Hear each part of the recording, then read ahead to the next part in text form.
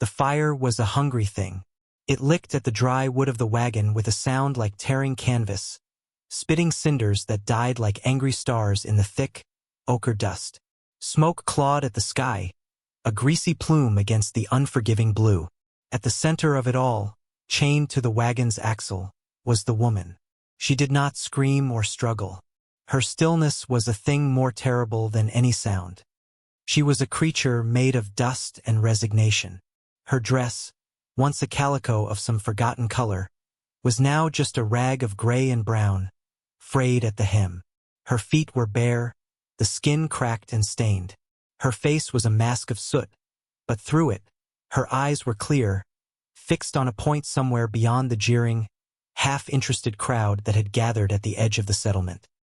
Beside her, huddled together like a clutch of frightened quail, were 5 children.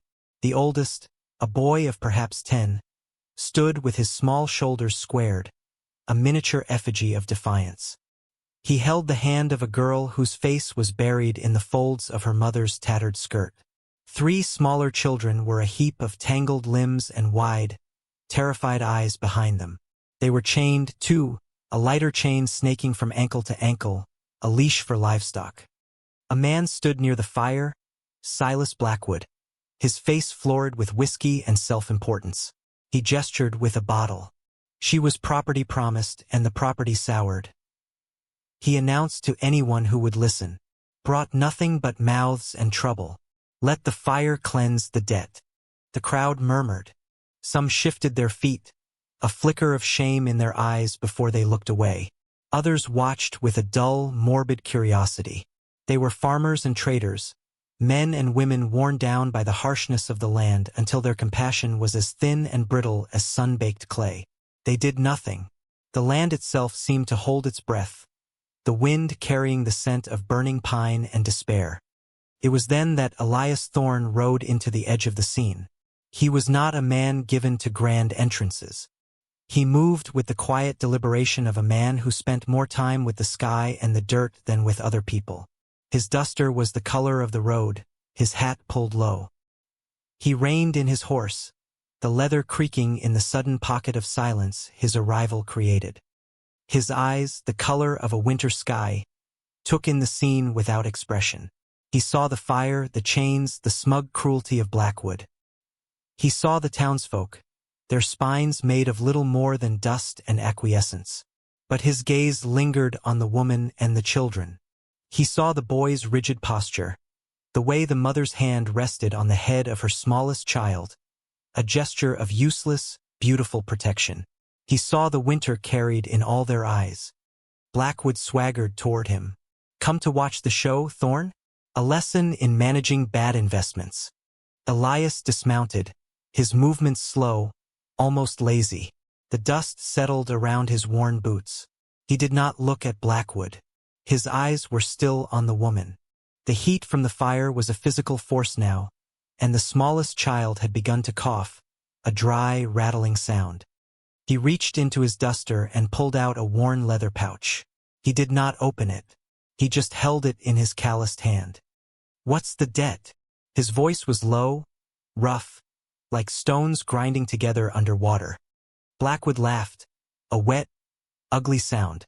More than you've got, you dirt-scrabbling widower. She ain't for sale. Everything's for sale, Elias said, his gaze finally shifting to meet Blackwood's. It was a flat, unblinking stare that seemed to suck the bluster right out of the man. You named a debt. I'm here to settle it. For a long moment, the only sounds were the crackle of the fire and the wind whispering through the sparse grass. Blackwood's sneer faltered. He looked from Elias's impassive face to the pouch, then to the watching crowd. He had made his point, performed his power. This was an unexpected turn. Elias tossed the pouch. It landed in the dust at Blackwood's feet with a heavy, metallic thud. It was more than a debt. It was an insult. It was the price of a man's hollow pride. I'll take them, Elias said. It was not a request. It was a statement of fact, as plain and solid as the ground they stood on. Blackwood stared at the pouch, his greed warring with his venom. He kicked at it, then bent to snatch it up. He did not look at the woman or the children. He was already counting the coins in his head. "They're your problem now," he spat, turning his back on them all and stalking toward the saloon. Elias walked past the spot where Blackwood had stood. He knelt, pulling a small, sharp pocket knife from his trousers. The woman flinched, a tiny, almost imperceptible movement. Her eyes, wide and dark, finally met his. He saw a terror so deep it had no voice. He did not speak. He simply reached for the heavy chain around her ankle, positioning the blade. The metal was hot. He worked with a steady, methodical patience, his knuckles close to the scorched wood of the wagon. The links were thick. Took time. The crowd began to drift away, their entertainment over. One by one, the links gave way with a sharp snap. He freed her first.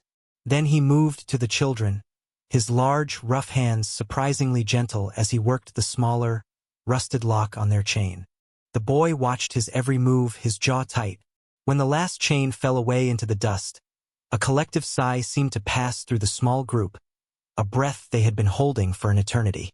The woman did not move. She remained on her knees, her hands in her lap, as if the chains were still there, forged into her soul. Elias stood up, folding his knife and slipping it back into his pocket. He turned and walked to his horse, taking the canteen from the saddle horn. He walked back and offered it to her. She stared at it, uncomprehending.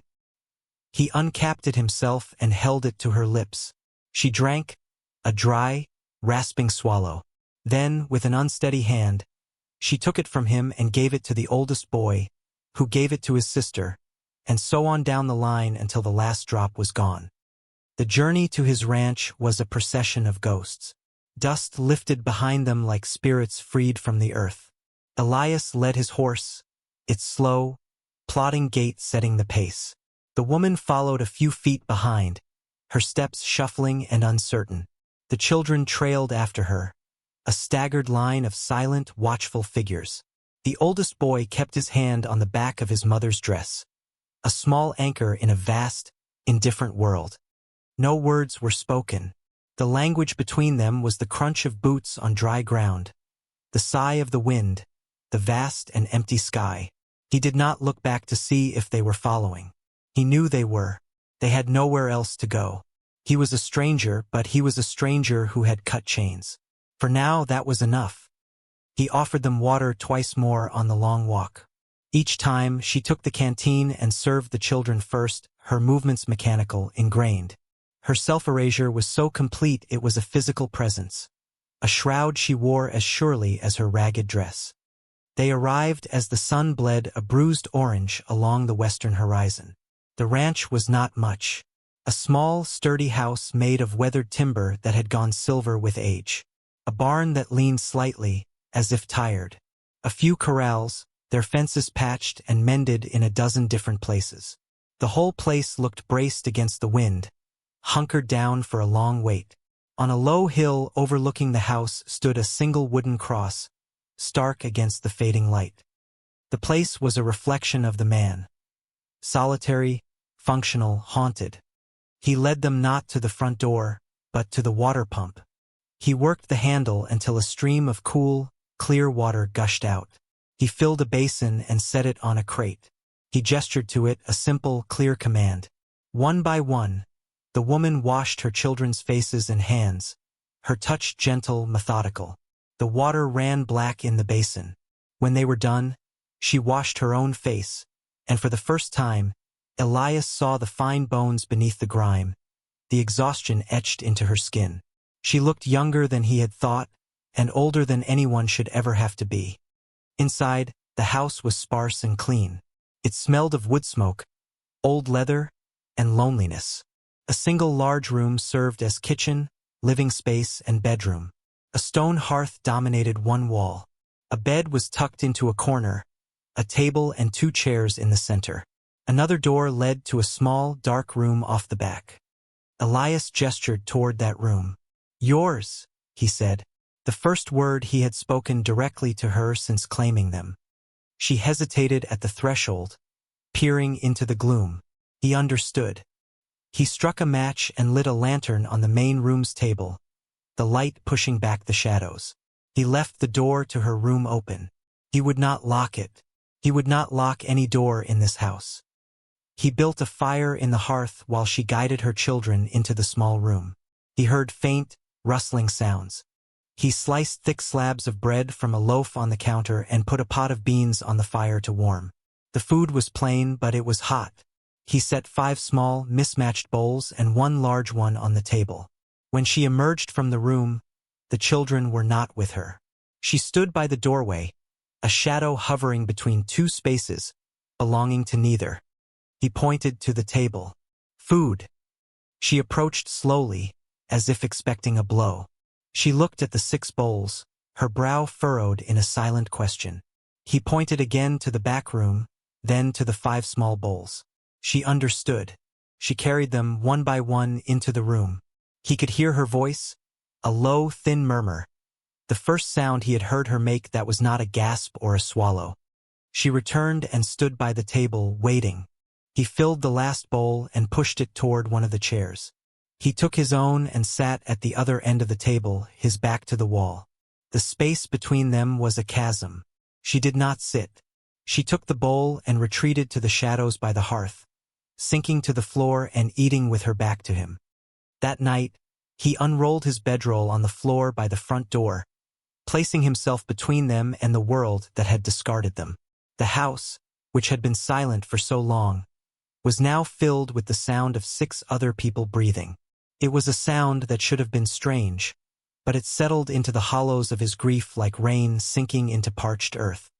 The days that followed fell into a rhythm, as quiet and steady as a slow pulse. A life was built not with words, but with work. Elias rose before the sun, the way he always had. He mucked out the barn, fed the few cattle he kept, and worked on the endless task of mending the things the wind and the sun sought to unmake. The woman and the children were phantoms at first. They moved through the house with a hushed reverence, as if afraid the floorboards might complain. But slowly, a routine began to stitch itself together. While he was outside, the sound of a broom would whisper across the wooden floors. The dishes he left in the basin would be clean and stacked when he returned for his midday meal. _A silent pact was formed. He provided the shelter, the food, the wood for the fire. She, in turn, began to tend the space. She found a box of his late wife's things, neatly folded linens and clothes, and instead of taking them, she simply aired them out and folded them again, a gesture of respect for a ghost she did not know. The children were her satellites, orbiting her quiet gravity. The oldest boy, whose name he learned was Jacob, began to follow him. He never spoke, but he would stand by the corral watching Elias work. One morning, Elias was struggling to hoist a fence post into place. He felt a small pressure on the other end of the post. Jacob was there, his thin arms straining, his face set with concentration. Elias nodded once. The boy nodded back. From then on, Jacob was his shadow, his apprentice in the silent language of labor. Small gestures became their only conversation. One evening, the wind turned mean, rattling the window panes. Elias came in from the barn, his hands numb with cold. A thick wool shawl, gray and heavy, was draped over the back of his chair. It had belonged to Sarah, his wife. He looked over at the woman, who was mending one of the children's shirts by the firelight. Her head bent, her needle rising and falling with a steady rhythm. She did not look up, but he knew. He wrapped the shawl around his shoulders. The warmth that spread through him had little to do with the wool.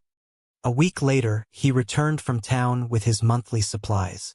Tucked among the sacks of flour and beans was a small bag. He set it on the table without a word. Inside were 5 sticks of peppermint candy and a bolt of plain blue cotton cloth. That evening, the house was filled with the tiny, sharp clicks of the candy against the children's teeth. The next day, the woman began to cut the cloth, laying it out on the floor and measuring it against her daughters. She began to hum. It was a low, tuneless sound, almost unconscious. It was the first sound of peace he had heard from her. It filled the quiet corners of the house, a fragile vine growing in a desolate place. One afternoon he saw her from the barn. She had taken the children to the low hill where Sarah's cross stood. He watched as she knelt and pulled the few weeds that had sprung up around the base. The children stood quietly beside her. Then the smallest girl, Ruth, pointed to a patch of stubborn, purple wildflowers growing by the fence line. The woman nodded. The girl picked one and laid it at the foot of the wooden cross. Elias felt something in his chest constrict, a knot of old grief and new wonder. This woman, who had nothing, who had been given nothing, was tending the grave of his past. She was honoring a memory that was not hers, in a home that was not hers. She was stitching their broken lives together with the raw, strong thread of her own decency. That night, a storm broke. Rain lashed the roof, and the wind howled like a hungry wolf. A crack of thunder, loud as a cannon shot, shook the house. A child screamed from the back room. A sharp, piercing cry of pure terror. The woman was on her feet in an instant, vanishing into the darkness of the room. Elias rose from his bedroll. He stood in the main room, listening to her low, murmuring voice, the sounds of her comforting her frightened child. He did not intrude. He simply stood watch, a bulwark against the storm outside and the storms within. She emerged a long time later, her silhouette framed in the doorway. The house was quiet again, save for the drumming of the rain. She did not go back to the hearth. She came and sat at the table, her hands clasped before her. He walked over and sat opposite her, in his usual chair. The lantern cast a warm, flickering glow between them. Why? Her voice was thin, fragile, but it carried across the table. It was the same question he had heard in his own heart for a year. Why her? Why him? Why this? He looked at his hands, at the calluses and the scars. The fire, he said, his voice raspy. I had a fire once. The fever. Took my Sarah. Took our boy before he drew his first breath. He had not spoken these words aloud to another soul. They felt like stones in his mouth. The house got too quiet after. She watched him, her eyes dark pools of reflected lantern light. He saw not pity in them, but a deep, sorrowful understanding. She knew what it was to lose everything to a fire. He locked us in, she whispered, her gaze dropping to the table. Silas, after my husband died on the trail, he said we were his charge. He burned the wagon because I would not be his wife. The words came out haltingly, as if they were sharp and cut her throat on the way out.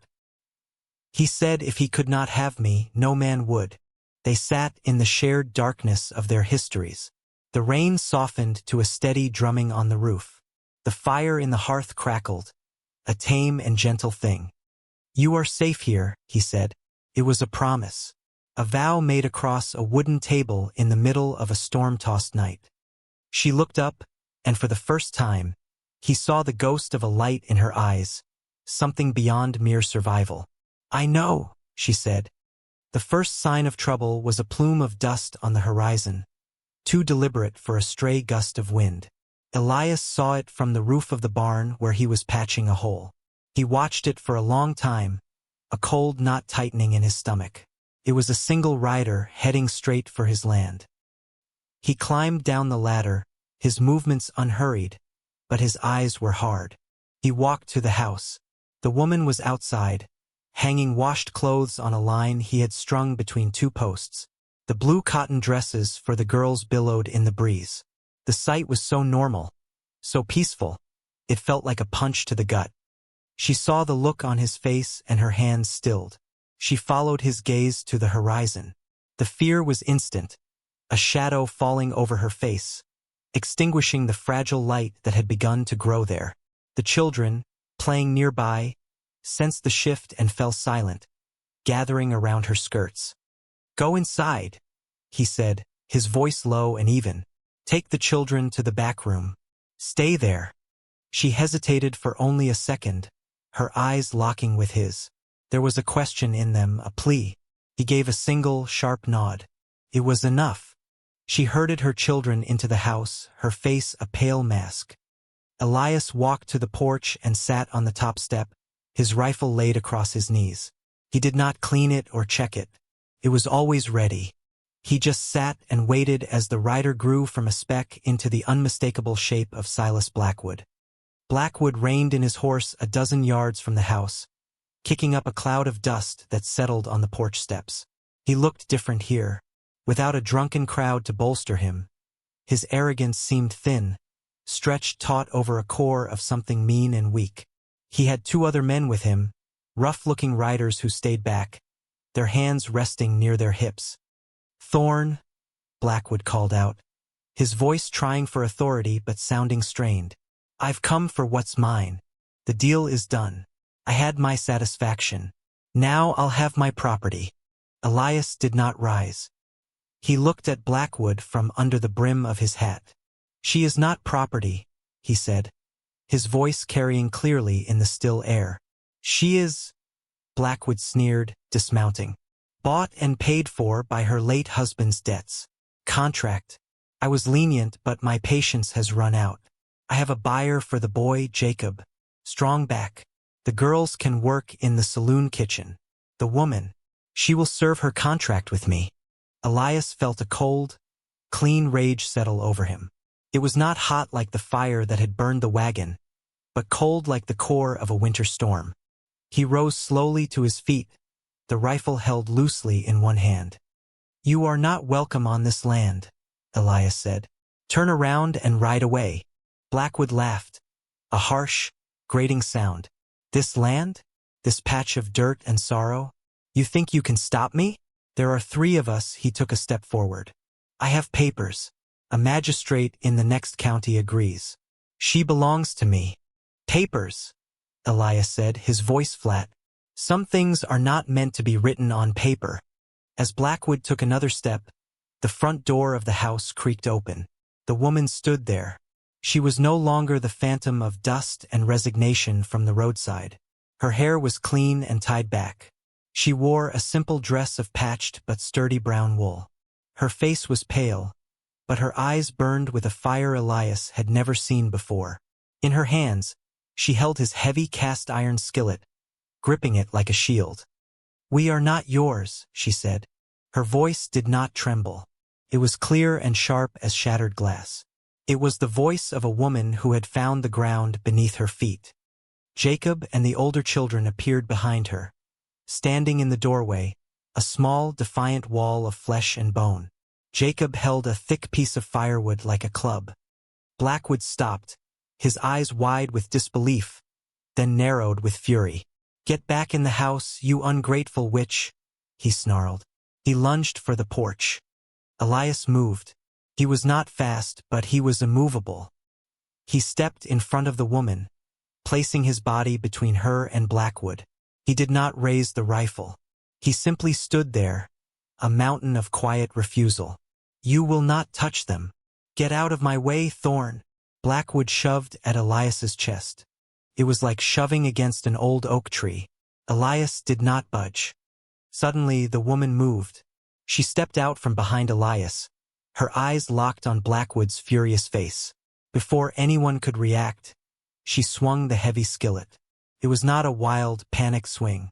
It was deliberate, powerful. It connected with the side of Blackwood's head with a sickening thud. He staggered back, a look of pure shock on his face, his hand flying to his head. He stumbled off the porch, landing in a heap in the dust. His two hired men, who had been watching with detached amusement, suddenly straightened up, their hands going to their guns.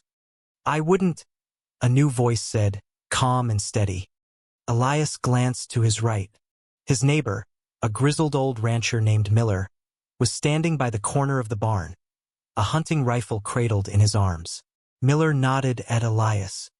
He had seen the riders from his own property and had come to see the trouble. Blackwood struggled to his feet, dizzy and enraged. He looked at Elias, at the woman with the skillet, at Miller by the barn. He saw the unified front, the unyielding line. The fight went out of him, replaced by venomous humiliation. "This isn't over," he spat, blood trickling from a cut on his temple. He scrambled onto his horse, his 2 men warily backing their own mounts away. He gave the woman one last look of pure hatred. "You will regret this." Then they were gone, a cloud of angry dust in their wake. Silence descended on the yard, thick and heavy. The air tasted of grit and triumph. Elias slowly lowered his rifle. The woman stood frozen for a moment, the skillet still held aloft, her knuckles white.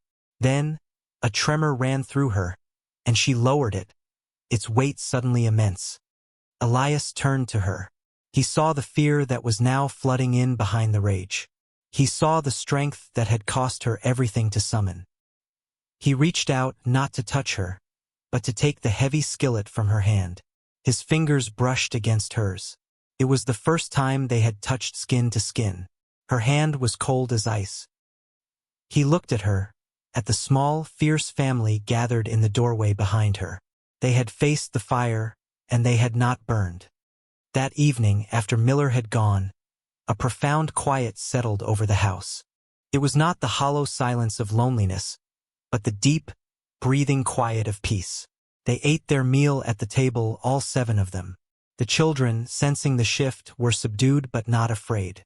They sat in the chairs Elias had made for them from spare lumber, their feet dangling far from the floor. After the meal, as the woman cleared the bowls, Elias spoke into the stillness. "I have called you woman in my head for too long," he said, his voice rough with an emotion he could not name. "It is not right. I do not know your name." She stopped, her back to him. She turned slowly, a bowl held in her hands. A single tear traced a clean path through the dust that had settled on her cheek during the confrontation. "My name is Lena," she said softly. Then, gesturing with her head toward the children, she gave them their voice back, too. "This is Jacob. This is Sarah," she said, her voice catching for a moment on the name. "This is Matthew and Leah and Ruth." Naming them was like opening a window in a sealed room. They were not just the boy, the girls, the children. They were people. They had histories and futures. Lena, Jacob, Sarah, Matthew, Leah, Ruth. He said the names silently to himself, letting them take root in the empty spaces of his home. He stood up and walked to the hearth, poking the embers until they glowed. He looked at Lena, standing by the table, the firelight catching the gold in her brown hair. He saw the strength in her that went deeper than swinging a skillet. It was the strength to endure, to protect, to begin again. It was the strength to place a flower on a stranger's grave. "This is your home now, Lena," he said, the words feeling more real, more solid than any paper contract. "If you will have it. If you will all have it." She did not answer with words. She simply nodded, a slow, deliberate motion. Then she turned and finished clearing the table, her movements no longer those of a guest or a refugee, but of a woman in her own kitchen. Later, as the children slept soundly in their room, Lena and Elias sat on the porch steps, watching the stars ignite in the vast, dark sky. The wind was gentle, carrying the scent of dust and distant pine. He had his mother's old quilt wrapped around his shoulders, and he shifted it so that it covered her, too. They sat close, their shoulders barely touching, but the warmth passing between them was a universe of unspoken understanding. He knew then that the fire Silas Blackwood had set had not been an ending. A fire only changes everything if something new is waiting in the ash. He had ridden out of his loneliness that day expecting nothing but dust and monotony. He had found a woman chained to a burning wagon. He had found 5 silent, terrified children. He had thought he was settling a debt, performing a single act of decency. But looking at Lena's profile in the starlight, feeling the steady presence of her beside him, hearing the soft breathing of her children through the open window, he understood. He had not rescued them. They had rescued him from the quiet. He had not just found people to fill his empty house. He had found his family. The house was breathing again. This story, it ain't just about a rescue on a dusty road. It's about the fact that sometimes the strongest families aren't born of blood, but forged in fire. They are built by people who have been broken by the world, who find each other in the wreckage and decide to build something new from the splinters.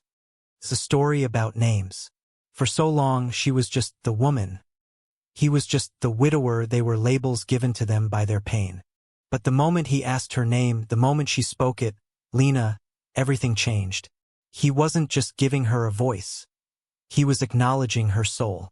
And in doing so, he began to find his own again. So here's your naming. Think about the silent, everyday heroes in your own life. The ones who communicate not with grand speeches, but with a shared blanket, a hot meal, a steady presence in a storm. They are the ones who show up and stand with you when the world wants to claim you as its property, as a victim of your past. Look for the people who are willing to sit with you in the quiet, who aren't afraid of your scars because they have their own.